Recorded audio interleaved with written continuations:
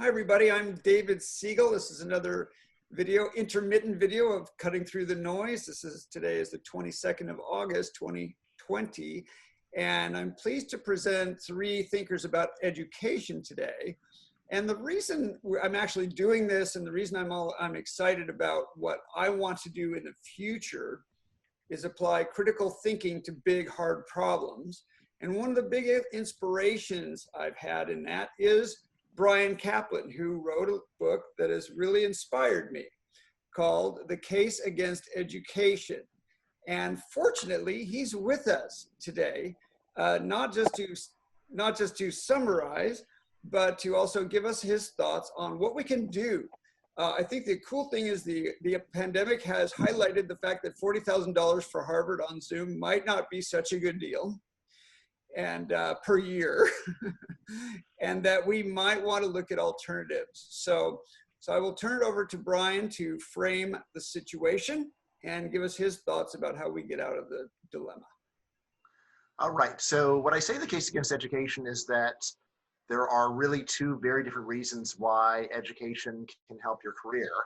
One of them is the one that you've heard as propaganda for your whole life, and it just says you go to school and they pour useful skills into your head, and then when you emerge, you are able to do things that you weren't able to do when you arrived, and of course, then employers are really eager to employ you, and that story is not totally wrong. But what I say in the case against education is that there is a second, very different reason why education pays, and that is that education gives you a stamp, a seal of approval, it certifies you. And I say that when you really look at what's going on, most of the payoff for education does come from that certification rather than from the useful skills. Most obviously, we just think about what you really study in school. Most of it isn't so irrelevant to the real world. The idea that you're picking up actual job skills in a typical history class or in a French class or even in a biology class is pretty hard to believe. So really what's going on, if it matters at all, is that you are getting this certification. Right? So you're getting graded, you're jumping through hoops, and employers then are eager to hire you, or at least less uneager to hire you. Right? So and we can see this with why high school graduates do better than high school dropouts, why college graduates do better than high school graduates, and so on. All right, so this is my general story. Now, what's changed since March? So as you may have noticed, having a college degree is almost essential to getting the large majority of high-paid jobs. There are still some where it's not necessary, so you can be a plumber or electrician without college. Well, even now, just being a secretary is pretty hard without a college degree. And then there's the question of, first of all, for me, the main thing I focus on is what is the social value of all of this? And that's where I come out most pessimistically, and I say, well, look, the main reason why college pays, if it's really is this certification story, or we also call it the signaling story. Well, in that case, what happens when you have a lot more people going to college? And the answer is not that a lot more people get good jobs. Rather, the answer is credential inflation. Credential inflation. When a lot more people have a college degree, the college degree means less, and then employers expect more credentials in order for you to be worthy to not have your application thrown in the garbage. In the book, I talk about the evidence on this credential inflation, and you really can see that there's been probably over 3 years of credential inflation for a given job over the past 70 years or so. So that means that if you just look at a job that's exactly the same one that you're doing now, that your parents did, your grandparents did, to get that job now, you'll typically need about 3 more years of education than you did back in 1945 or so. Right now, you can always say, well, aren't these jobs some more complicated? And the answer is some of them. Some of them are easier. It's easier to be a cashier now than it used to be. I remember, even 20 years ago in Europe, it was still common for waiters to do the arithmetic on your bill in front of you by hand. You don't see that anymore. Right. So that would have been common in the past. So you no longer need to be any good at arithmetic to be a successful waiter. In the past, you did. So anyway, when people have looked at the numbers, usual view is that overall, for a given job, they've not gotten more complicated. So there is a change, and there are new jobs that are very intellectually demanding, like computer programming. But when you go and look at jobs that have been around for a long time, they're not really intellectually harder. They don't really require more training on average. And so the reason why you need more education in order to get these jobs is, again, this credential inflation. All right.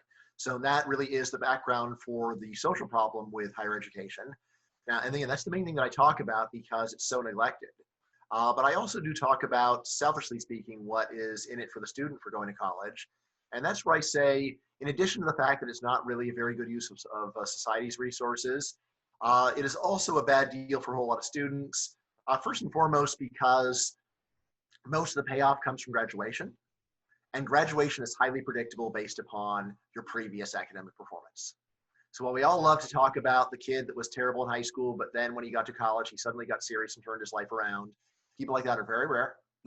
And we take a look at your high school performance and your test scores, we can get an excellent prediction of your probability of finishing college. And for people that were doing mediocre in high school, their odds of successfully finishing college are not good.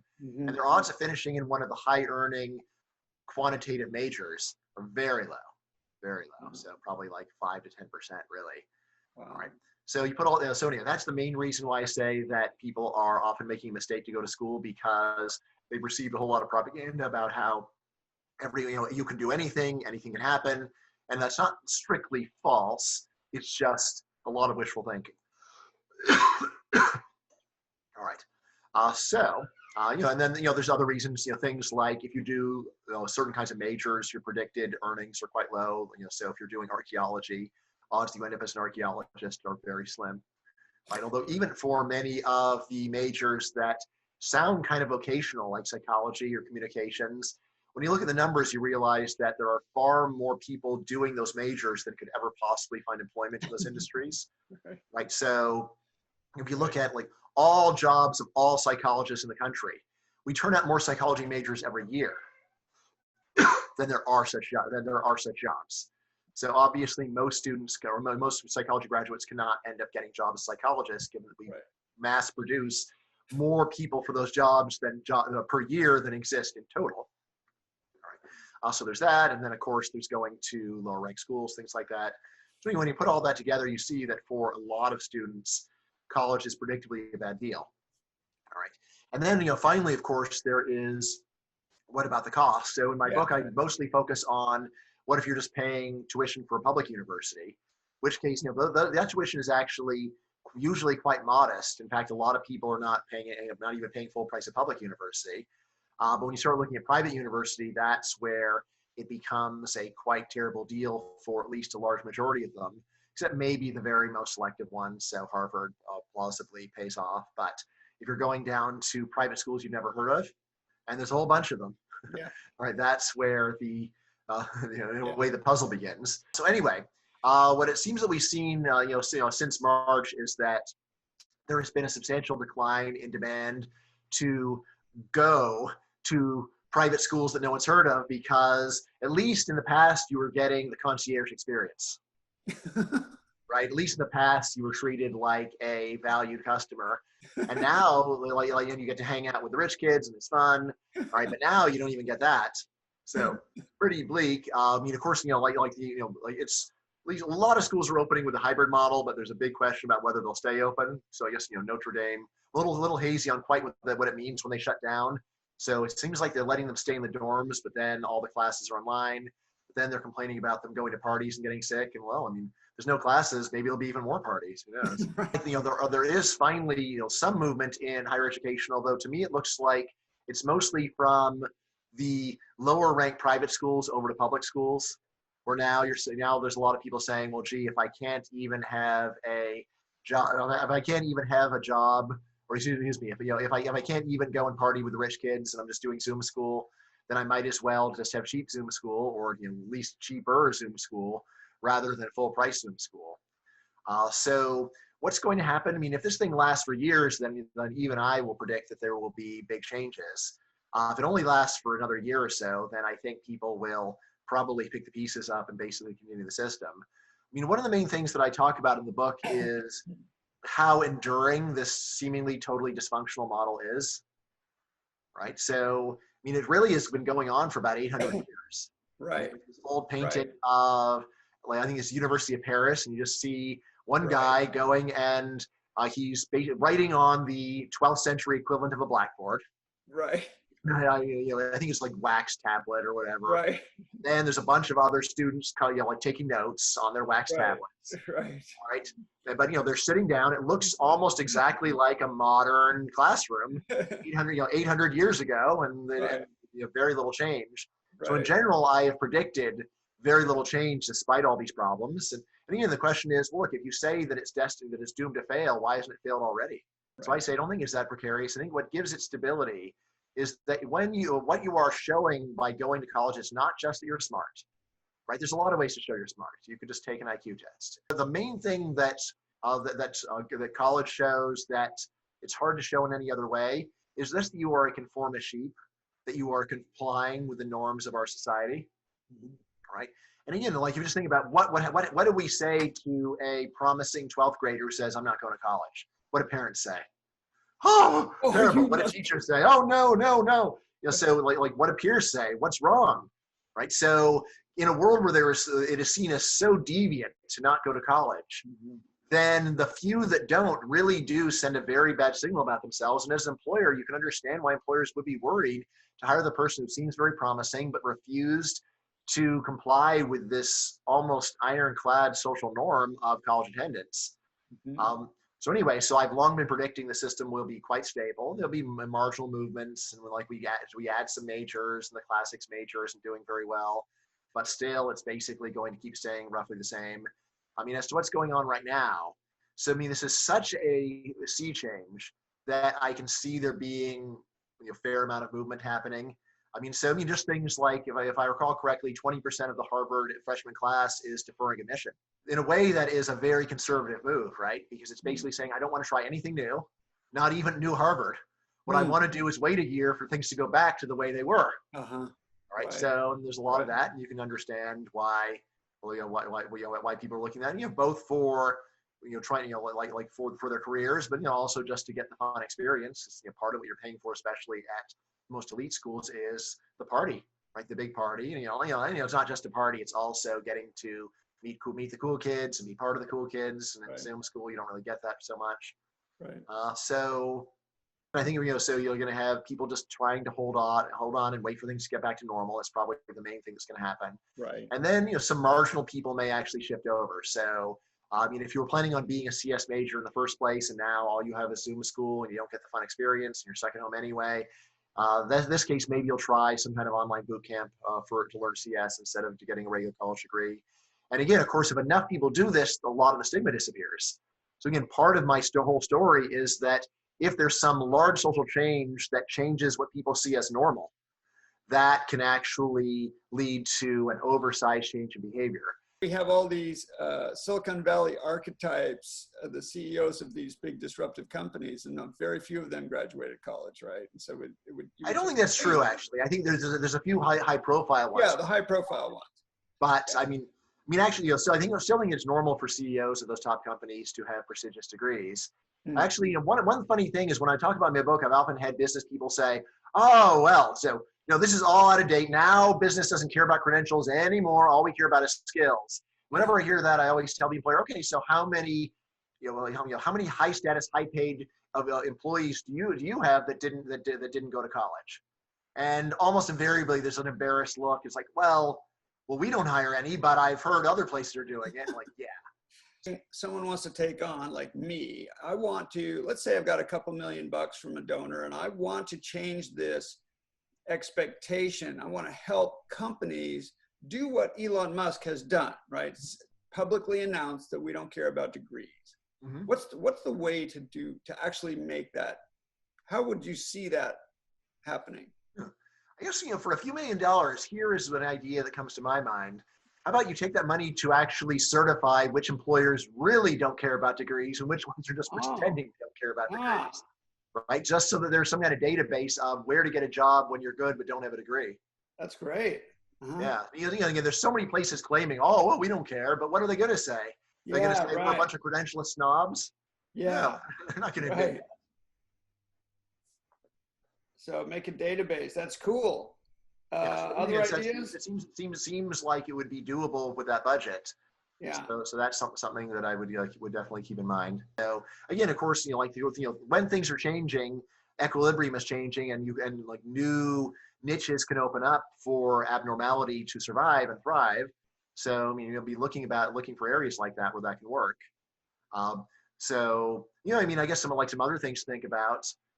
There are a lot of not quite urban legends, but there's sort of like semi-urban legends saying that employers try hiring based upon standardized tests rather than credentials, they'll get in huge trouble, right? And I've looked into this a lot, and I would say the answer is, unless you are a very famous company, you probably could get away with hiring based upon tests, right? And in fact, the number of lawsuits against companies for doing this are extremely low. The amount of expected legal cost is quite low. And if you were Microsoft, I would recommend against it because you are a lightning rod for lawsuits. Right. But if you are, like a Fortune 600 company, ranked 501 to 600, say, right, then quite possibly you could get away with switching over to standardized tests and using those. And there's a lot of research saying that standardized tests are actually very good methods for hiring and for finding hidden talent. So it's a good way of getting an idea where are the diamonds in the rough, the people that are good, except that they don't have credentials,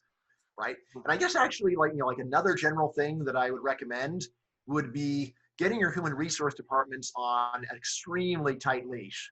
Basically putting quants in charge. Get rid of the humanities people in charge. Put engineers, people like that at the top. And then tell them, look, don't tell, and then say, never say that something is illegal. Tell us how to do what I want lawfully. And and human resource people, you are not in charge. You are subordinates. right. So place. So anything you can do along those lines. So yes, I've heard a lot of bad things about human resource people. Absolutely. I'm sure there's some great ones out there, but just the extent to which they see themselves as the advocates of a broader philosophy rather than as paid employees of a business with a job to do is the kind of thing that if I were CEO, I would, actually, I would just, from the beginning, I would say, look, I'm not going to let anyone into that place if they have an uppity attitude and are going to go and tell me how to run my business. Right. Okay, a couple of personal questions. What about your kids? Your kids are graduating high school? So I've got 4 kids. So I've got 2 older sons who are applying to college right now. Right, so I mean, they want to be college professors, so obviously their route is pretty clear.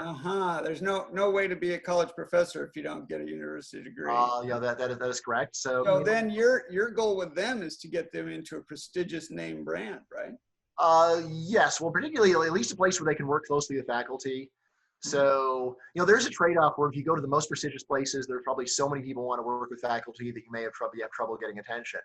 Whereas if you go to like one level down, then maybe it'll be easier. So so there's some evidence it's better to be the biggest fish in a somewhat smaller pond. I don't want to be a huge fish in a puddle, right? But the biggest fish in like the second biggest pond, that may be a good idea. But yeah, overall pushing them towards prestigious places and and just giving them guidance about how to game the system. So I mean they know from me what a corrupt system it is.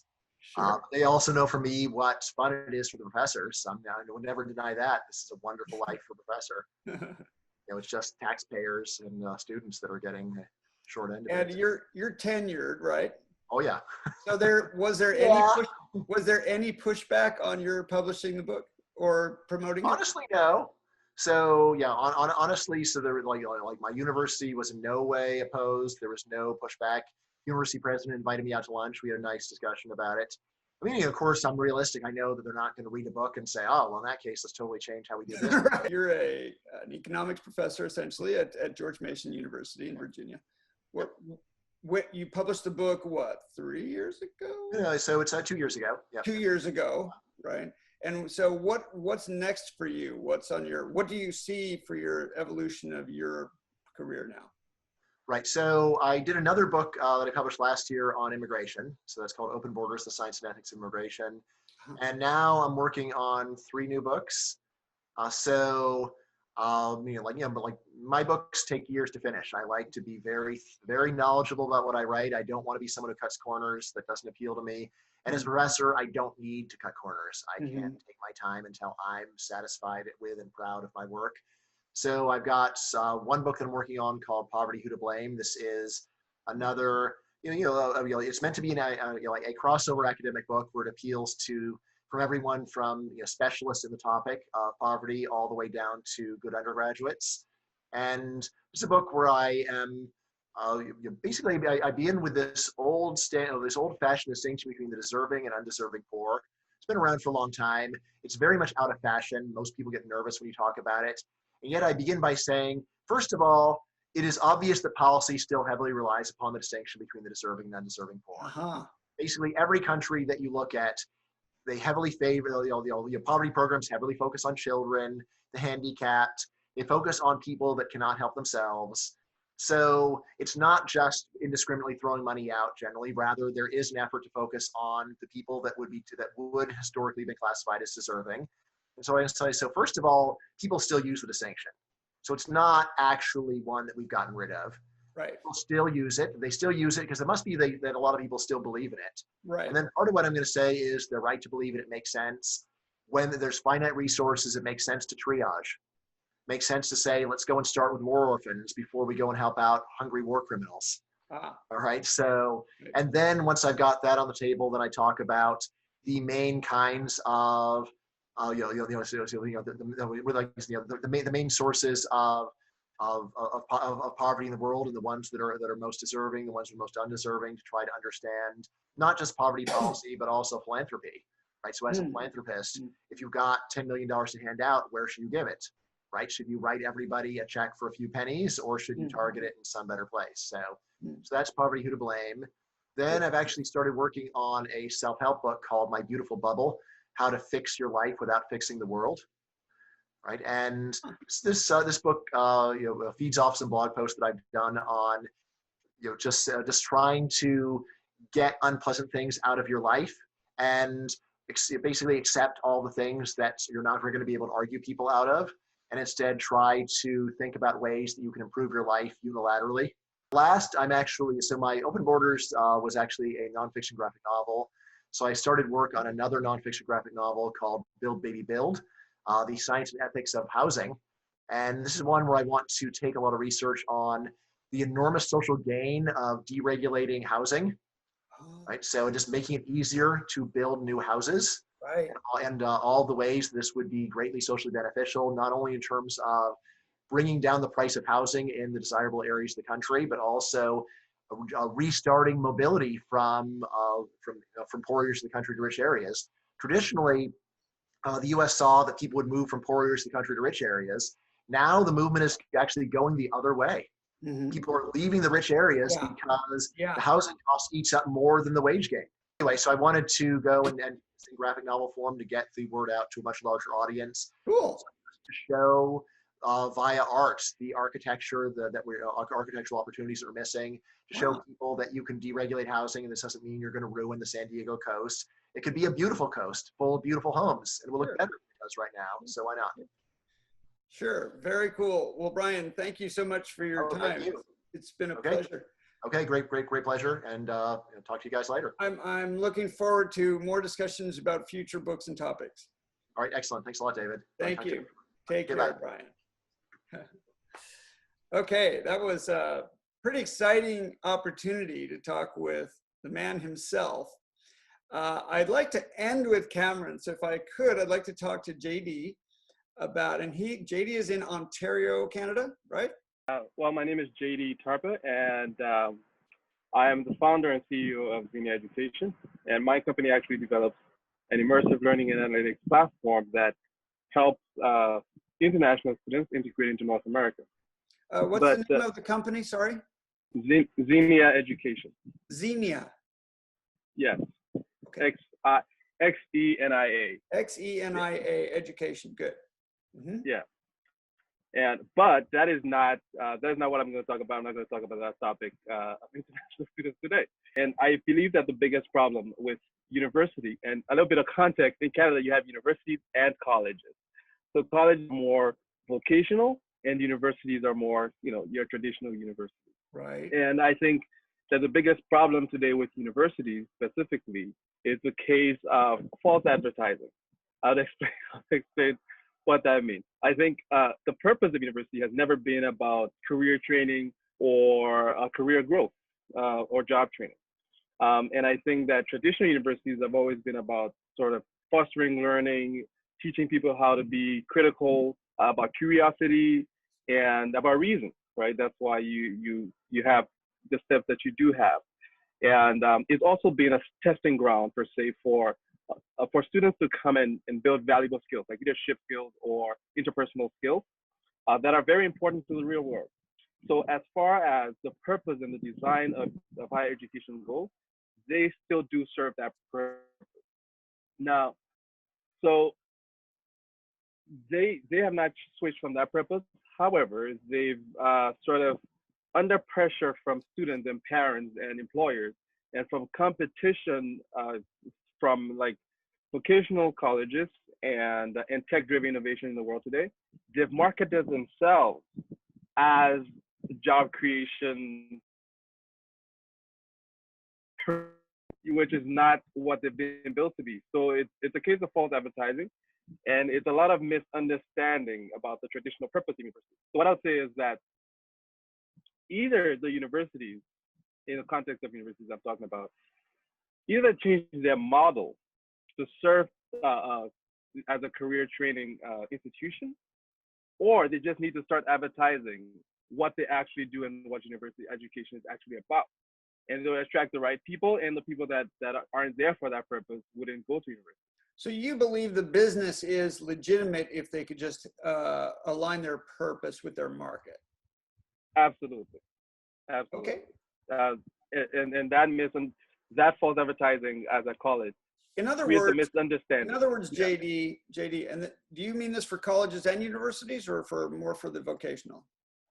I mean this for, so vocational folks, they do what they do. It's career training. Right. Yeah. You so mean the for folks that are not universities need to be more aligned with the reality of business. So not necessarily. It's their decision. I think if they want to advertise themselves as being aligned with the business realities, then they can change that model and advertise themselves as such. Right now, what's happening is that they haven't switched to align themselves with business realities, but they are telling people that they have. Universities, for example, teach you the how of engineering and teach you the why of engineering. So a lot of the people that come up with innovations in engineering are actually university grads. Now, vocational training actually teaches you the how of engineering. Go build this house, go build this bridge, and you'll be able to do that. And that is the difference. And I think universities need to advertise themselves as, yeah, we'll teach you the why and we'll teach you the thinking behind it. That's why you can go into any job and be able to learn there and do that job. Versus we're going to teach you for this specific thing and how to put nuts and bolts on a car. Yeah. So I think that's the biggest problem with North American university sort of environment. Okay. So, huh?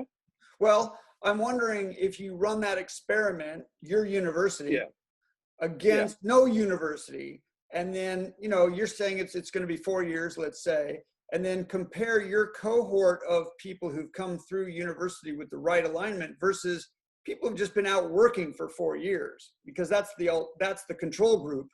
Yeah. Right. Yeah. How do you think those two groups would compare, looking at it from the point of view of the company that's going to hire them, right? They've spent 4 years working and 4 years at university. Now they're going for their next job or their first job. Now, those employers looking at these two stacks of people, how do they see what's the benefit on each, that the university kids have? That's a great question. What I will say is that, so you are comparing experience with university education, which is completely different. If I was an employer, I'm going to employ the person who's the experience. But what I will say is it might depend on a lot of things. It might depend. Yeah. So if I was an employer and looking for people to come and work, now if I was looking for who is going to foster innovation, who is going to actually add, think differently about what we're doing, and grow this company, I'm going to hire the person who's been through 4 years of university, because that's the purpose of it. Because I think, so what I'm saying is that I think the misunderstanding comes from thinking that university is actually going to teach you or show you how to get employed, which I believe is not the purpose. So I think that's where the misunderstanding comes in. So Okay. I'm not necessarily arguing for university. I'm arguing that we have a misunderstanding when we say, I was just reading this thing recently that Google has a certificate program for people getting employed, which is going to disrupt colleges. And I'm sitting from a, which is amazing, I think. From the perspective that I look at it, I'm like, I don't think they're competing because they serve different purposes. Except that most of the world today is looking at it from, oh, university doesn't. We talked about the psychology folks, right? I always tell, and I've been in leadership positions at universities as a student, and I tell folks who go to study psychology, if you think you're going to get a job in psychology, then you better be preparing to do a PhD. If not, then yeah, you're not going to stand out. Exactly. Right. But if you go to a psychology degree, you're going to learn how to be critical of whatever you read, how to be critical of people, how to evaluate different things. Those are skills that you can transfer to any other job that you go into. Okay, let me come back to you. We're going to wrap up at the end. Let me give Cameron his 15 minutes of fame. The reason I'm interested in hearing from Cameron is that he's doing it. He's doing that control group. Right? Yeah. Okay. Awesome. And so so we're going to hear from the other side, the other arm of the experiment now. And a quick introduction, please. Sure. So I'm the CEO of Praxis. We run a 12-month college alternative program, and we essentially you go through a 6-month business boot camp, and we place you into growing tech startups, growing businesses all over the U.S. into entry-level positions in sales, marketing, operations, anything on the business side, essentially. And we're essentially combining valuable work experience, a direct path to valuable work experience. 80% of our graduates do not have college degrees. And then we're essentially teaching our participants. Wait, what age do they start? Is it age 18 after high school? Yeah, it's kind of, the range is the typical college age. You know, our average age is 20 years old. Okay. Yeah, so they're starting as young as 16, 17 sometimes, and you know, into their 20s and stuff. Okay. And so they're starting their career by going through Praxis. And then we're also, from a long-term perspective, we are guiding them through the process of how do you navigate your own career successfully. And we started Praxis because college was not fulfilling that market demand, essentially, more and more. And that's what people go to college for today. You know, that's what they're expecting. But, you know, like Jaydee is saying, that's what they're expecting to get out of college. And Frank, like, it's been really cool to see over the last 7 years, we've had, you know, closing in on 400 participants go through Praxis. They're getting the types of jobs that you know, on paper require college degrees. And essentially going back to, you know, Bryan's theory of the, you know, the degree and credential as a signal for employers, essentially what individuals are doing through Praxis is they're building a stronger signal for employers than a degree. A degree, yeah, I agree with Bryan when it comes to, like, it's the social stigma that is kind of propping up university system at this point. And when you think about what would make a very valuable signal of, hey, I am a individual that can come into your business, I can be entrepreneurial, I can add value, I can contribute. There are infinite better ways, in my opinion, than a college degree to build those skills and to sell yourself. And essentially, we've built Praxis to be that solution for anybody that is, you know, considers themselves, I think, above average ambition, is willing to work hard, you know, more than the typical college student, has that initial intellectual curiosity, and through work experience, I think you can foster all of those things better than you could in a a university So environment. what's the program is you do 6 months of a cohort of how many students or people? Young people? About 15 participants in a cohort. They're going through. We have rolling admission, so we're starting new cohorts every month. They go through a 6-month boot camp. By the end of that boot camp, they're placed into a full-time job. Wait, hold on. The boot camp, it's on Zoom, if I recall, because I was one of the guest lecturers. And so nice. they spent there wherever they are. They're all, I guess it's all over the United States, or is it US and Canada? Or? Yeah, it's predominantly US based, and okay. We're starting to work with international students a little bit more now. Okay, but it's like a full-time thing. They all have lots to do, right? Yeah, so it's 15 hours a week of very project-based learning, and then you're supplementing that. You're essentially building a professional portfolio during the boot camp. I see. And then we're supplementing that with live sessions, kind of advising and guidance through that boot camp process, as well as on like those Monday sessions, probably what you attended. We bring in entrepreneurs and other experienced professionals and introduce them to different concepts, their own career journey, and build their own network. Okay, so then what happens? You place them with a startup, entry level? Yeah, so they get placed at a startup, and they're going directly into like full-time entry-level jobs. It's not like a temporary internship.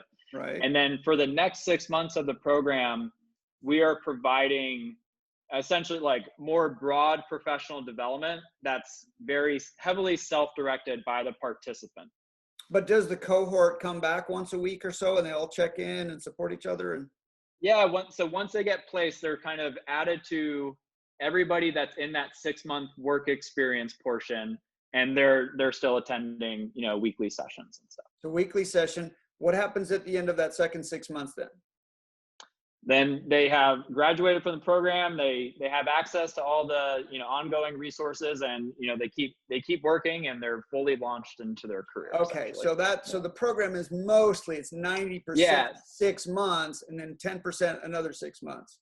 Right, like the heavy lifting is being done in the first 6 months. Do they pay for that? Yeah, so the tuition of the program is $12,000, and the placements you're going into, you're making anywhere from low 30,000 to into 50,000 as a starting base. Our average first year salary is $50K. Wow. Yeah. Wow. Yeah. Because your control group, the same people who don't take your 6 months, they do not have a $50K starting salary. Sorry, say that again. The people who don't take your 6-month program, they don't have a, if you take the same group of people and run one group through the program and the other group, I don't know what else, but they don't have, that's pretty unusually high salary.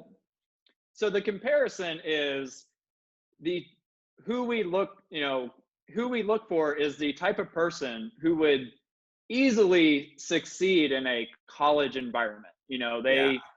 Whether before the program they had these are talented young ambition people, and they lack experience, and instead of the typical college process of 4 to 6 years until you graduate, all the student debt you're going to take on, this offers them a more direct path to getting started. How do they find you, Cameron? So, at this point, it's a combination of a lot of word of mouth from previous participants. We have a, kind of strong presence in homeschool markets and kind of alternative education markets at the, high school level. We do, a lot of earned media, content marketing. Isaac and myself, Isaac's our founder. We just had a couple appearances on Fox News. That always brings in, a lot more attention, different things like that. How have things changed for you for Praxis in the last 6 months? So yeah, it's been very interesting, as you can imagine, with all the uncertainty and kind of the chaotic nature of college right now. The first few months, and I was kind of expecting this, the first few months of when COVID hit, there wasn't there wasn't an impact one way or the other. I think everybody was just living in uncertainty, Right. at large, as well as, okay, like, colleges are temporarily moving online for a spring semester. I don't think anybody was expecting this Right. to, go into the fall and everything. And Right. then pretty much late June, early July, we started to like see our traffic started to really, Oh, see an uptick and wow. everything. Wow. And Wow. over the past, we actually, starting in July, we ran a scholarship promotion for people that were dropping out of college. And so out of that, we do around 100 participants a year typically right now, and that's Okay. growing. Okay. We're going to accept like 15 to 20 new participants just from that specific dropout promotion. And about, our application numbers have all jumped up. And, praxis historically, especially in our early years, we're in that like true believer early adopter phase. And this has certainly accelerated like our internal trend of kind of Right. moving into Right. that, a little bit closer to mass adoption and stuff. So Right. the really interesting trend over the years has been, when we first launched in 2013, 2014, it was seen as this like truly radical thing of like, oh my gosh, you don't need college to get successful careers and start building a life for yourself. Right. You're like, it was like, what, is this a scam? Or are you just trying to take my money type of thing? And honestly, like every year on a gradual basis, and like every year I feel this accelerates. It's now people are seeking out these, other alternatives. And, in the early years, we would get applicants super excited because, they would be, in college and they find out about praxis and they're like bored in the classroom, and, Right. they're worried about the, how expensive it is. They're worried about their job prospects afterwards. They're Right. looking for something that will help them, and they jump in. They'll go through the application process and they can be a good fit. And then that's like the first time they would be telling their parents about it. And their parents are like, whoa, whoa, whoa, whoa, whoa. You're staying in college. We've been saving your college fund for Right. your entire life. Like, Right. what is this brand new thing? And now the script has flipped, where we have as many parents seeking out alternatives as like young individuals. And it's been really fascinating to see. Awesome. With this, we're going to really catch on and scale up as a concept, and replace 10% of college. Right. How would that work? I mean, how is it going to? We got Khan Academy, Udemy, all Right. these online. How do you see that really working? Yeah. So there's two ways I think worth talking about. So from the larger landscape of college alternatives, like there's clearly a shift happening. And, our program, I'm sure like any CEO would like to think it's a little unique. But, it's not quite a boot camp. It's not, quite like a true, like, we're not trying to just be a better version of college. I see it as it's a different model entirely. But at the end of the day, from a landscape perspective, what I expect to see over the next 10 years is there will be more significant shift than, what kind of Bryan talks about. And what I'd like to see are more and more different alternatives, different niche programs that, hey, maybe you want to join like a more structured program, like a coding boot camp, or, something like Praxis, or, other things that pop up. Or I think it will start becoming much more socially acceptable. It already is, to just start on your own in an independent fashion. You don't have to have a direct replacement for the credentialed system and the certifications. We have more resources. There's more accessibility to building skills on your own. I think all the stigma on the employer side is certainly coming down. Like, it's, what's really interesting. So anyway, I think in 10 years, I would imagine 10% of the market will be shifting clearly. And I agree with Bryan when it comes to like the prestigious top universities, they're not going anywhere. No. But there's university inflation right now. Like when I was applying for colleges, I came across like all these schools that no one has ever heard of, right?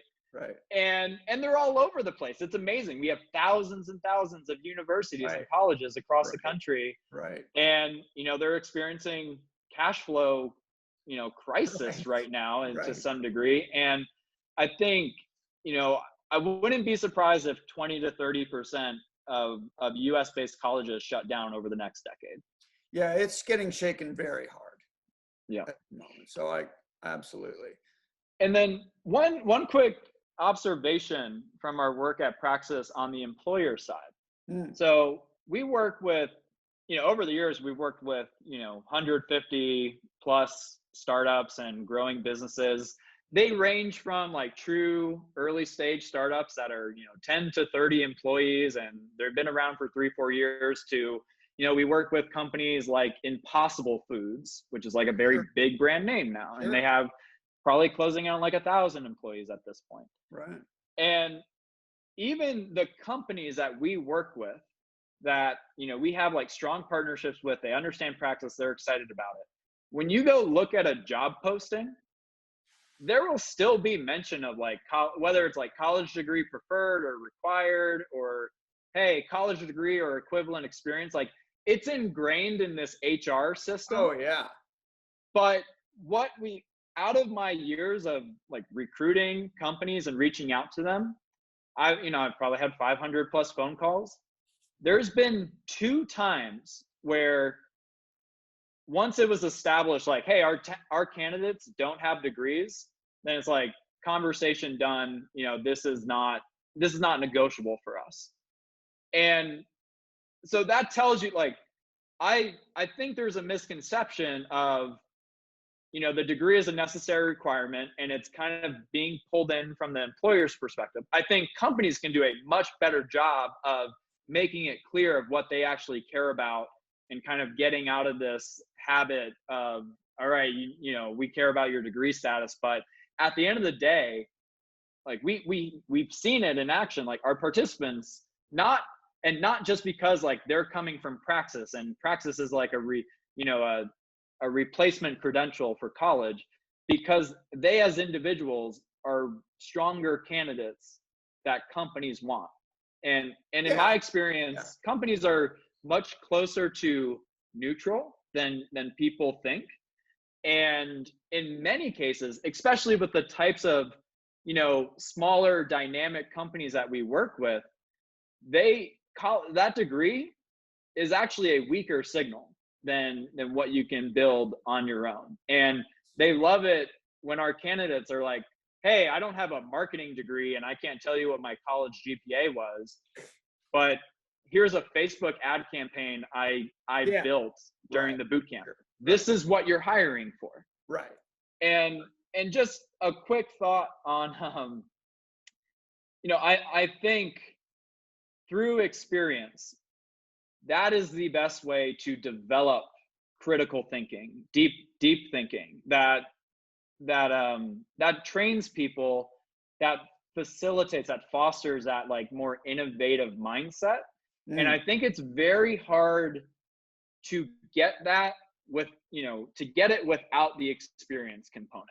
Now, certainly there are jobs that you just need someone to come in and be like more task oriented.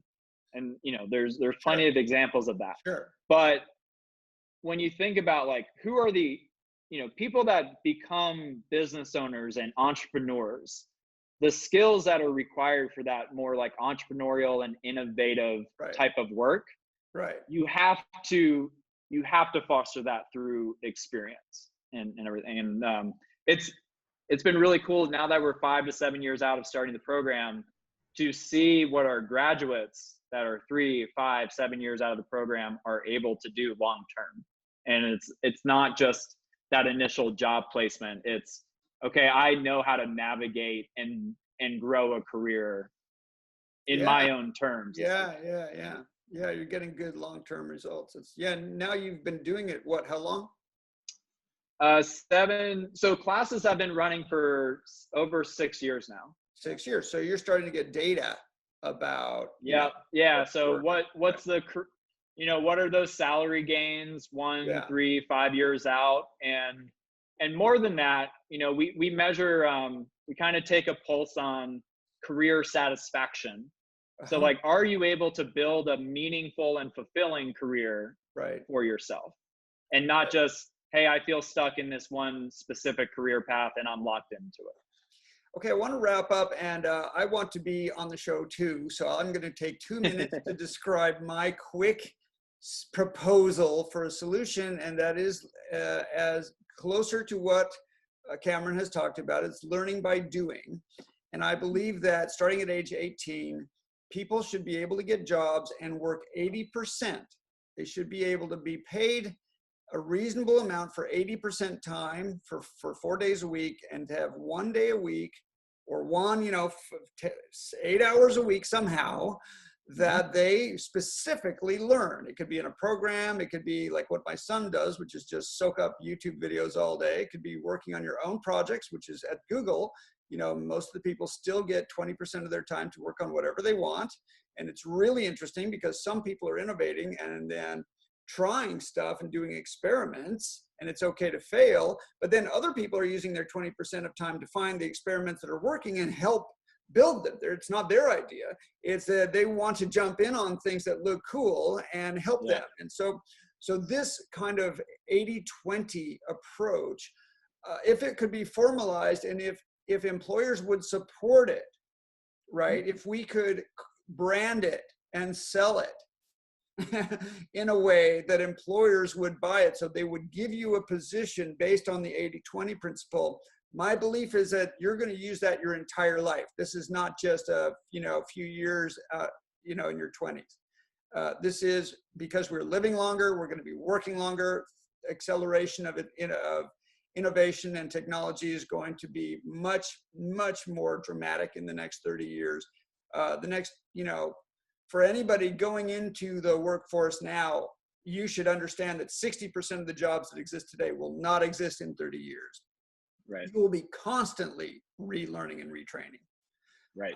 So make 4 days of work and 1 day of retraining, relearning, not just a habit, but a muscle that you build for the rest of your life. Because if we could change society to commonly accept that, I think that would change a lot. So that's my little. Absolutely. Yeah, I love that. I think there are certainly companies out there that want to be experimenting with models like that and would be receptive to it.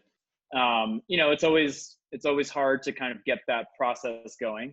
That was actually pretty close to what the original model of Praxis was. It used to be a 10-month program, and you would start the job right away from day one, and you'd be working 30 hours a week, and then you would have like 10 hours of Praxis curriculum. And it was a more like, the curriculum at that point was a more like interdisciplinary. Actually, it was like you went through a philosophy module, you went through an econ module, a history and culture module. It was really, I still love a lot of things about that original model. But yeah, I love that approach. What we have found that works really well is instead of having like kind of learning-based apprenticeships as a formal job that you get, we kind of teach our participants like how to turn your job into a learning experience itself. So in addition to like, hey, you're hired for this specific role, and like it's more or less kind of defined what it is. On top of that, you should be going into a company and like identifying opportunities where you can learn. So it's like, hey, I've been hired for a sales rep position, but I'm interested in marketing. Like, how can I start getting experience helping out the marketing team? Yeah, and I would like to formalize that a bit more. Totally. A kind of an economic model behind it. Jaydee, I'm going to give you the last word. Yeah, no, I've been, I agree with you guys in the sense that a lot more companies are going to, and I think even it's going to be faster than 10 years, are going to be looking for more learning by doing experiences. And I think like what you're working on, Cameron, and what you're proposing, David, are very important. Even what I'm doing actually in my my company is learning by doing. And I think it's going to work side by side with colleges, and I believe in the U.S. because liberal arts colleges. It's going to be side by side because the way I see it is like today in the world we live in with coding and with a lot of online based work, colleges aren't equipped to teach what students need. That's why, say for example, in computer science, I'm like, I don't necessarily look for like coders who have gone through a computer science university, a course at university, because it doesn't give them any better than someone who learns on their own. Right. So I think with these roles, absolutely, you're going to get more learning by doing, and it's going to work side by side with what I believe traditional colleges are built for, which is sort of fostering that community environment, fostering, building your leadership skills in a sort of closed environment where you are not being tested in the real world. And so, at the end of the day, I believe they're going to work side by side. I don't think they are necessarily competing in any way. Thank you guys so much. I think we are seeing a lot of really interesting alternative models pop up. I plan to explore more of those models in future videos. And so your input and Bryan's has been a great start for this series of videos. I want to express my appreciation to Cameron and to Jaydee for joining me. And I hope to see you again on another video from Cutting Through the Noise.